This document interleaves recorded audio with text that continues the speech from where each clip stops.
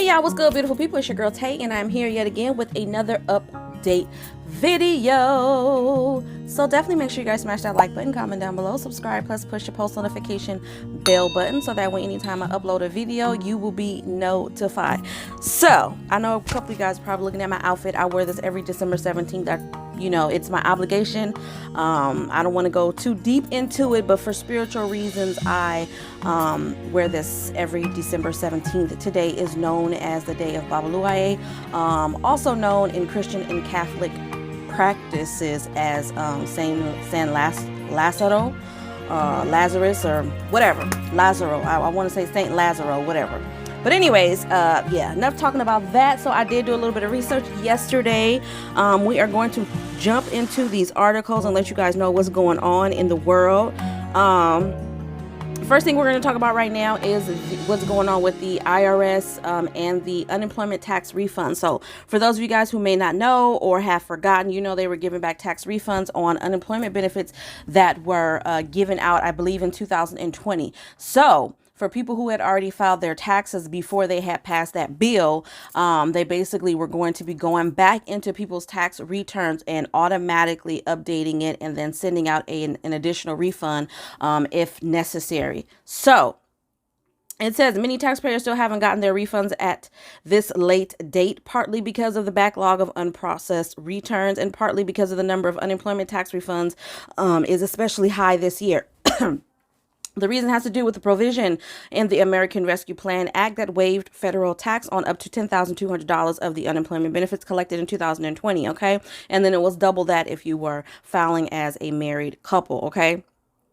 So basically what this article goes on to say is that they're in a backlog. It says the number of returns that required special handling reached a historical high of 9.8 million on May 1st. Okay. But that number had fallen to 61,000 by December the 4th. Okay.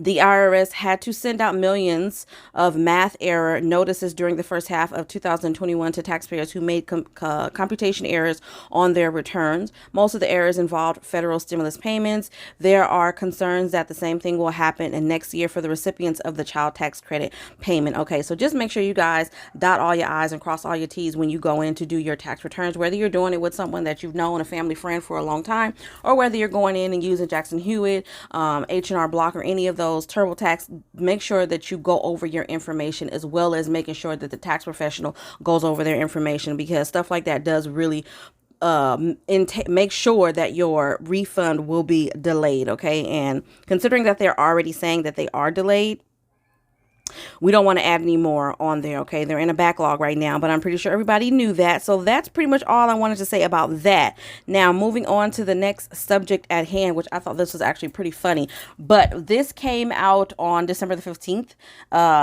It says Kraft will pay you, a couple of days ago, Kraft will pay you $20 not to make cheesecake for Christmas.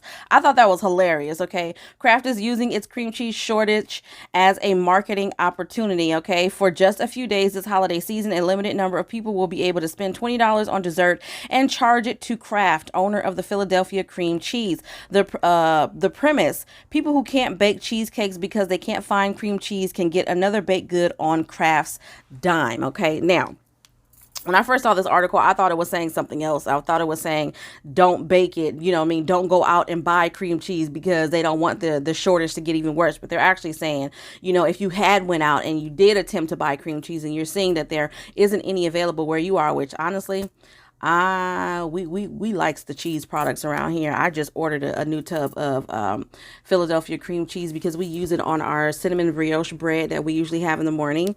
And I haven't noticed a shortage with that, but y'all let me know down below if you guys have noticed a shortage. There's a shortage with a lot of stuff. But anyways, it says here's how it works. People interested in the offer can visit a special website set up by Kraft on December 17th, which is today, and the 18th, which is tomorrow. Up to 18,000 of them will be able to nab the right to get reimbursement for a holiday treat.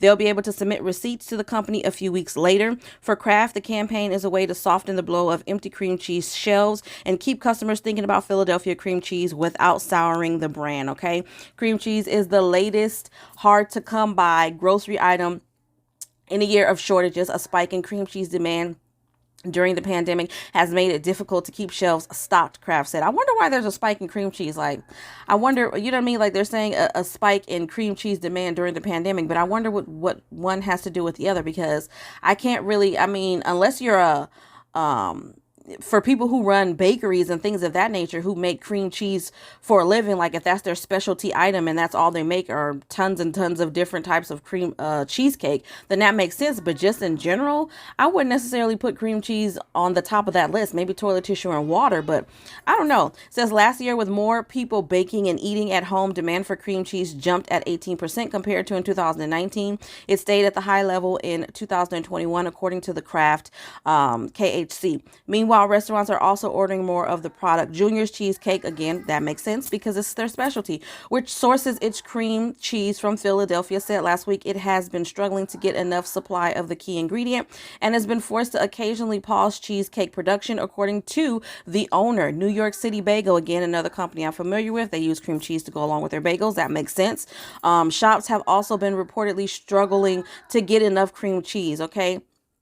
So, if you guys can, because I don't see the website on here, but I would just say put it in your search bar, Philadelphia cream cheese shortage, and maybe you can find a link in which you can go to. If you guys are interested in that, you can get a free dessert or up to $20 that you can use. Nasir, stop that. I don't know why he does that. I'm pretty sure you guys heard him making all of that noise. Sometimes he does that when he hears me, because before I started recording, now let me let you guys know about your internet son. So he was quiet downstairs. He has his own little device downstairs that he's looking at TV. He was quiet. He was chilling. I was actually fiddling around up here for a few minutes because I was looking for my lip mask that I'm getting ready to put on my lips, and I didn't hear no noise. But literally, as soon as I said, "Hey y'all," as soon as I did my intro, he started screaming in the background. Y'all better get your son before I get him, because I'm going to get him. I'm going to get him. Okay.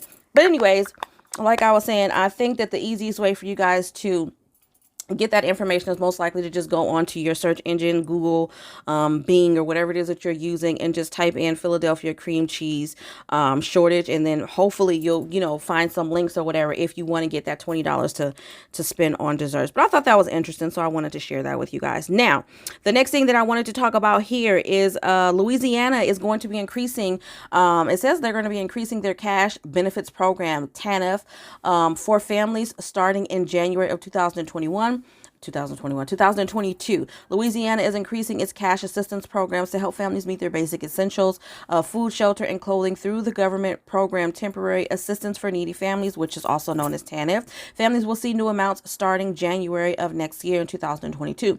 The news release states that this is the first time TANF has doubled benefits given to families in 20 years. The new increases also effectively double cash assistance through the Federal Family Independence Temporary Assistance Program. That was a lot.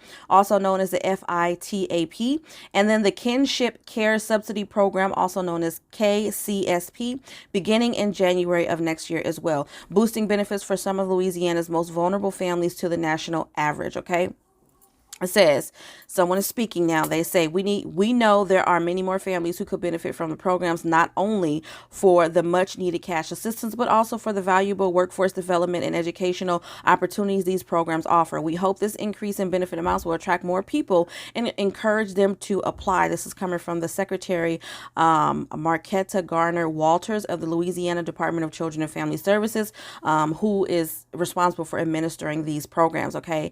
And then it goes on to talk about things that happened a while ago. It says in November, 1,484 households received the FITAP cash assistance, and 1,338 households received the kinship care subsidies. In 2021, the average household benefit for FITAP was $207.55 and $420.50 for the kinship care program. Okay. Louisiana's average TANF cash benefit through the FITAP for a 3-person household was $240 compared to the national average of $484. The new maximum FITAP benefit will match the national average of $484. So basically it's going to double. So if you're only getting that $240 come January, you should get $484. Okay. As for the, I'm sorry, you guys, I've got a little itch right here, but it says As for the kinship program, it says for kinship care subsidies, the monthly benefit will increase as well. It's going to go from $222 to $450 per child. Okay, to apply for Tanf cash assistance or kinship care benefits, which I believe is benefits for, let's just say if you are a grandma and you are taking care of your granddaughter, you have legal guardianship or whatever the case may be, you have custody of this child. If you are anybody other than the parent and you're taking care of a child, then you can apply for the kinship care benefits. All right, now that is there is a website that you can visit. It says the public can also apply by visiting their local Department of Children and Family Services office. Okay, so basically wherever you go to apply for your EBT benefits, you should be able to apply for these benefits there as well. I will try to leave the link down below to the website in the description box, but just in case I don't get a chance to, or I forget for whatever the reason may be, the website is www.d as in dog, c as in cat, f as in Frank, s as in Sam, .la.gov/cash assistance. Okay, so again, I am going to try to leave that down below in the description box, but just in case you don't see it there, www.dcfs.la.gov/cash assistance. Okay, now moving on to the next subject at hand. We getting through it, you guys. We getting through it. We doing good on time. We doing good. So I know that a lot of you guys have been coming to me talking about the delays in pandemic EBT benefits and things of that nature. There was some information that was released not too long ago, but they're talking about the delays in the benefits for, I think this is Denver, Colorado. It says more Coloradans are relying on help buying food than at any time since the start of the pandemic. In October, the benefit amount increased along with the interest in Supplemental Nutrition Assistance Program, also known as SNAP. Basically, what they're trying to say is they're having some delays, and it's mainly due to the labor shortage. We've been talking about this on this channel forever. Labor shortages are affecting a lot of things. It's affecting ability to for normal retailers to keep their shelves fully stocked because they don't have a lot of people to work that area of the store as well as handle customer service. But that seems to be one of the main issues when it comes to there being a delay for the benefits in Denver specifically, is the fact that there is a labor shortage. They are encouraging people to apply. I think they need, I want to say, let me see here. Let me go into this a little bit further. And just let you guys know what they say. It says a spokesperson with the Denver Human Services said they are quickly working to keep up with the community's demand and list their 2 reasons for the delay. Okay, staffing shortage with dozens of vacancies, and then the increase in applications. So they don't have enough people to offset the amount of people who are applying for these benefits. Okay, when the pandemic began, we saw a 5.2 increase in SNAP applications, and since August, the division has seen a 19% increase in SNAP applications over the same time period in 2020. This delay meant Christy Hicks and her family, this is talking about a family, didn't have enough money to buy food for 30 days from October the 5th until November the 5th, when 2 months of benefits came all at once. Okay.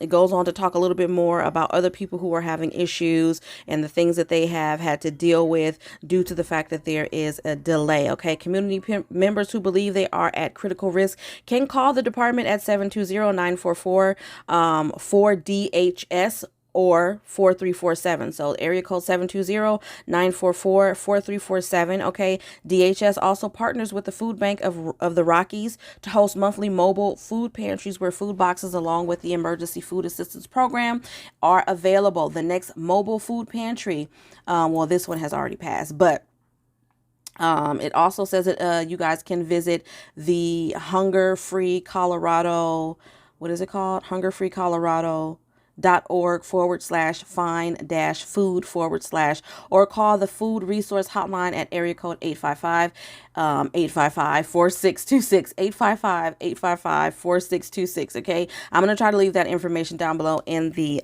description box as well. So I don't see any information in this particular article to suggest what other efforts are being made. Like I said, they encourage people to apply, inquire about getting a job if especially if you need one, but also to help assist in getting those benefits out there to those who really need it.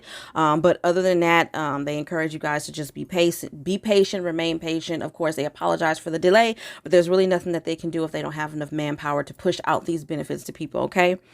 What was the last thing that I was talking about? It was the increase in Louisiana benefits. I need to look that back up because I just erased it And I'm gonna need that info to put in the description box. Hold on, y'all. Let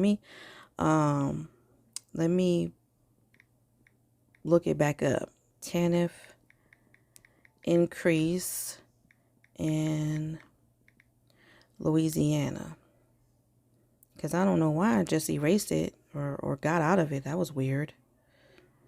Let me see if that website is here. If I can't find the website, you guys, I'm definitely going to actually, you could just visit dcfs.louisiana.gov because that's the site that I'm on right now. And this is not the article that I was just reading, but the website is here. It actually gives me a little bit more information. Hold on, I'm going to get back into that other stuff. There really isn't any more that I can tell you guys regarding the situation in Denver. I am going to put the contact information down below in the description box just in case you are one of those people and you want to call in and speak to somebody. But jumping back into the situation with Louisiana.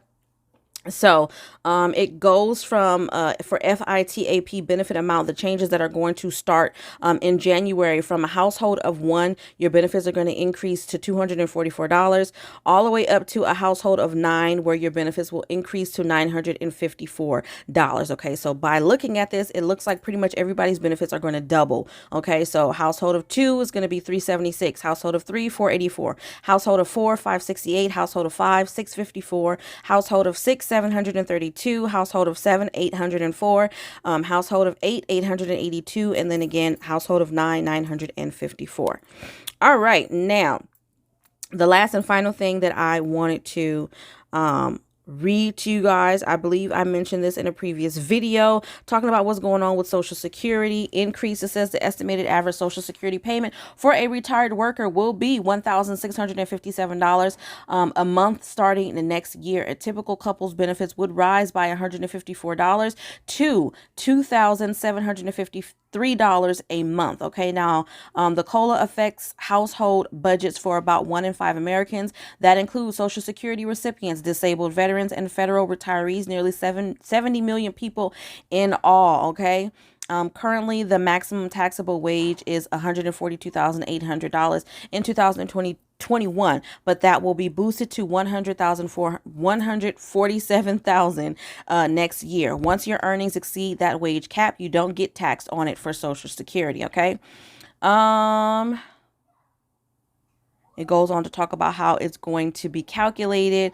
There is a schedule for payments. I believe I went over this with you guys, but just in case you missed that video, it says those with a birthday between the 1st and the 10th of the month can expect their first payment on the 2nd Wednesday. So benefits are going to go out the 2nd Wednesday, the 3rd Wednesday, and the 4th Wednesday of every month. It's based off of your birthday. So for birthdays between the 1st and the 10th, 2nd Wednesday. For the 3rd Wednesday is going to be birthdays between the 11th and the 20th. Okay, and then for birthdays between the 21st and the 31st is going to be on the 4th Wednesday of every month. So the first payments will go out January 12th, the second January 19th, and the first payments for everybody will be either January 12th, January 19th, or January 26th. Okay, so a 2nd, 3rd, and 4th Wednesday of every month, depending on your birthday. All right, now, of course, there are plenty of things that will affect that, most likely holidays and things of that nature. But as far as what's available right now in terms of information, that is the current schedule. And I think that is pretty much it, you guys. That is all that I have for you guys in this video. So on that note, you guys, as always, let me do a quick check for emergency SNAP maximum benefits. I don't think anything has changed. Nothing definitely has changed with pandemic EBT benefits. Yeah, nothing has changed with that.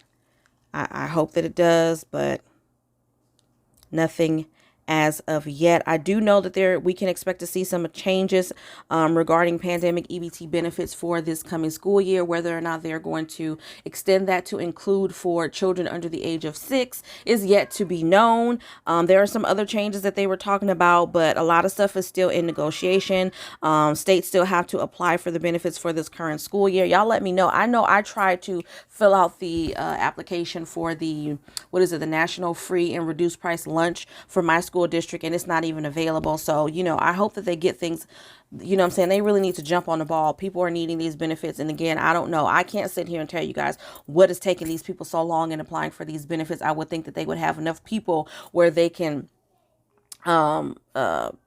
how do I say it? I just lost my train of thought that fast. But basically, they should be able to, I can't remember the word. It's off of the tip of my doggone tongue. But basically give certain job duties to certain people. You know what I mean? But anyways, you guys, on that note, that's all I have for you guys. I don't want to start babbling on and on and on and on. But on that note, you guys, as always, I'm going to say I hope this information was in some way helpful or useful to you guys. Definitely make sure you smash that like button if you haven't already, because it really does help to let YouTube know that you like what I'm doing and you want me to stick around. Also, don't forget to subscribe to my new makeup channel, my beauty channel, my vlog channel, whatever. It's all in one over there at Live, Love, Elevate 2. I will have the link for that down below in the description box. And on that note, remember to live, love, and elevate. And I will definitely see you guys in the next video, which is going to be Monday. Okay, Monday. I'll see you guys on Monday. Peace, y'all. Have a good weekend.